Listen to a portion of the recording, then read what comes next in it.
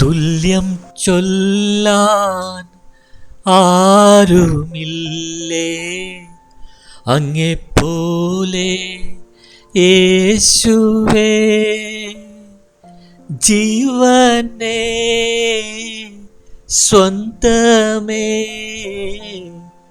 അങ്ങേ മാർവിൽ ചാരുന്നു ഞാൻ. Hallelujah, hallelujah, praise the Lord, hallelujah. അപ്പോസ്തല പ്രവർത്തനങ്ങൾ 4-ാം അധ്യായം 1 മുതൽ 22 വരെയുള്ള വാക്യങ്ങൾ.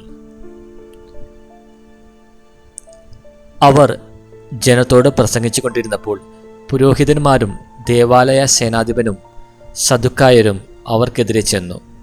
അവർ ജനത്തെ പ്രബോധിപ്പിക്കുകയും മരിച്ചവരുടെ ഉദ്ധാനത്തെക്കുറിച്ച് യേശുവിനെ ആധാരമാക്കി പ്രഘോഷിക്കുകയും ചെയ്തിരുന്നതിനാൽ ഇക്കൂട്ടർ വളരെ അസ്വസ്ഥരായിരുന്നു.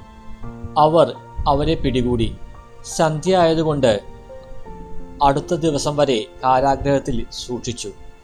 അവരുടെ വചനം കേട്ടവരിൽ അനേകർ വിശ്വസിച്ചു. അവരുടെ സംഖ്യം 5000-ഓളമായി. പിറ്റേ ദിവസം അധികാരികളും ജനപ്രമാണികളും നിയമജ്ഞരും ജെറുസലേമിൽ സമ്മേളിച്ചു. പ്രധാന പുരോഹിതനും അന്നാസും കയ്യഫാസും യോഹന്നാനും അലക്സാണ്ടറും പ്രധാന പുരോഹിതന്റെ കുലത്തിൽപ്പെട്ട എല്ലാവരും അവിടെ ഉണ്ടായിരുന്നു. അപ്പോസ്തലന്മാരെ അവർ തങ്ങളുടെ മധ്യത്തിൽ നിർത്തി ഇങ്ങനെ ചോദിച്ചു: എന്തധികാരത്തിലാണ് അഥവാ ആരുടെ നാമത്തിലാണ് നിങ്ങൾ ഇത് പ്രവർത്തിച്ചത്?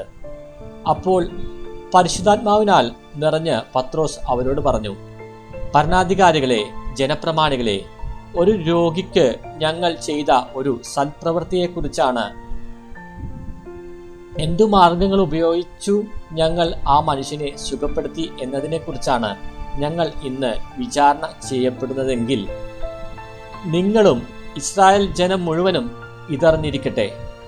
നിങ്ങൾ കുരിശിൽ തറച്ച് കൊല്ലുകയും മരിച്ചവരിൽ നിന്ന് ദൈവം ഉയർപ്പിക്കുകയും ചെയ്ത നസ്രായനായ യേശുക്രിസ്തുവിൻ്റെ നാമത്തിലാണ് ഈ മനുഷ്യൻ സുഖം പ്രാപിച്ച് നിങ്ങളുടെ മുമ്പിൽ നിൽക്കുന്നത്.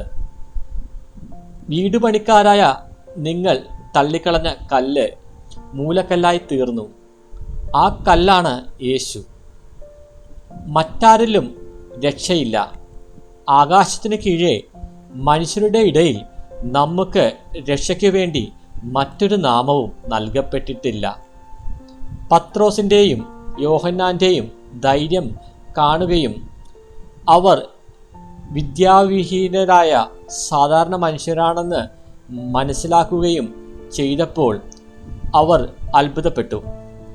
അവർ യേശുവിനോടുകൂടെ ഉണ്ടായിരുന്നവരാണെന്ന് ഗ്രഹിക്കുകയും ചെയ്തു.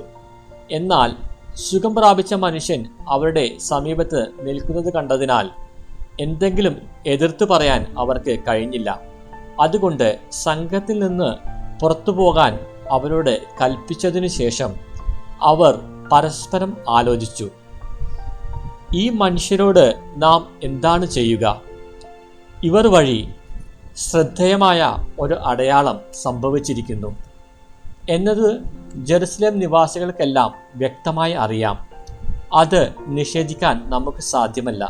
എന്നാൽ ഇത് ജനത്തിനിടയിൽ കൂടുതൽ പ്രചരിക്കാതിരിക്കാൻ ഈ നാമത്തിൽ ഇനി ആരോടും സംസാരിക്കരുതെന്ന് നമുക്ക് അവരെ താക്കീത് ചെയ്യാം. അവർ അവരെ വിളിച്ച് യേശുവിൻ്റെ നാമത്തിൽ യാതൊന്നും സംസാരിക്കുകയോ പഠിപ്പിക്കുകയോ അരുതെന്ന് കൽപ്പിച്ചു. പത്രോസും യോഹന്നാനും അവരോട് മറുപടി പറഞ്ഞു: ദൈവത്തെക്കാൾ ഉപരി നിങ്ങളെ അനുസരിക്കുന്നത് ദൈവസന്നിധിയിൽ ന്യായമാണോ? നിങ്ങൾ തന്നെ വിധിക്കുവിൻ. എന്തെന്നാൽ ഞങ്ങൾ കാണുകയും കേൾക്കുകയും ചെയ്ത കാര്യങ്ങളെക്കുറിച്ച് സംസാരിക്കാതിരിക്കാൻ ഞങ്ങൾക്ക് സാധ്യമല്ല. അവർ അവരെ കൂടുതൽ ഭീഷണിപ്പെടുത്തി വിട്ടയച്ചു. അവരെ ശിക്ഷിക്കാൻ ഒരു മാർഗവും കണ്ടില്ല. കാരണം ജനത്തെ അവർ ഭയപ്പെട്ടു. എന്തെന്നാൽ അവിടെ ഉണ്ടായ സംഭവത്തെക്കുറിച്ച് എല്ലാവരും ദൈവത്തെ സ്തുതിച്ചുകൊണ്ട് ഇരുന്നു. അത്ഭുതകരമായ രോഗശാന്തി ലഭിച്ച മനുഷ്യന് 40-ലേറെ വയസ്സുണ്ടായിരുന്നു. Hallelujah, hallelujah, praise the Lord, hallelujah. ദൈവനാമത്തിന് മഹത്വം ഉണ്ടായിരിക്കട്ടെ. ഹല്ലേലൂയ. യേശുവേ നന്ദി, യേശു മഹത്വം, യേശു ആരാധന.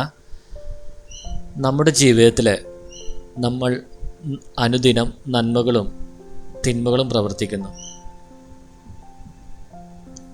ഈ നന്മകളും തിന്മകളും ദൈവത്തിൻ്റെ ജീവൻ്റെ പുസ്തകത്തിൽ രേഖപ്പെടുത്തുന്നു.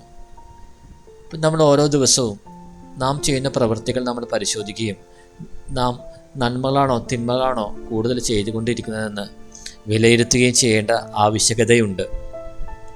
അതിനായി ദൈവത്തിൻ്റെ കൃപാവരദാനങ്ങൾ നമ്മളിലേക്ക് ഒഴുകട്ടെ. സമൃദ്ധമായ പരിശുദ്ധാത്മാവ് നമ്മളെ അനുഗ്രഹിക്കട്ടെ. നമുക്ക് വിവേചനാശക്തി നൽകട്ടെ. വചനത്തിൽ ആഴത്തിലിരുന്ന് മനസ്സിലാക്കി നമ്മൾക്ക് അനവധി യൂട്യൂബുകളിലും അനവധി യേശുവിന് വേണ്ടി ജീവിക്കുന്നവരുടെ പ്രവർത്തനങ്ങളിലൂടെ, അവരുടെ സഹനങ്ങളിലൂടെ അവർ സമയം കണ്ടെത്തി നമുക്ക് വേണ്ടി ഉപവസിച്ച് പ്രാർത്ഥിച്ച് ഒരുങ്ങി നമുക്ക് വേണ്ടി ക്ലാസ്സുകൾ എടുക്കുന്ന ഒരുപാട് ക്ലാസ്സുകൾ നമുക്ക് ലഭ്യമാണ്.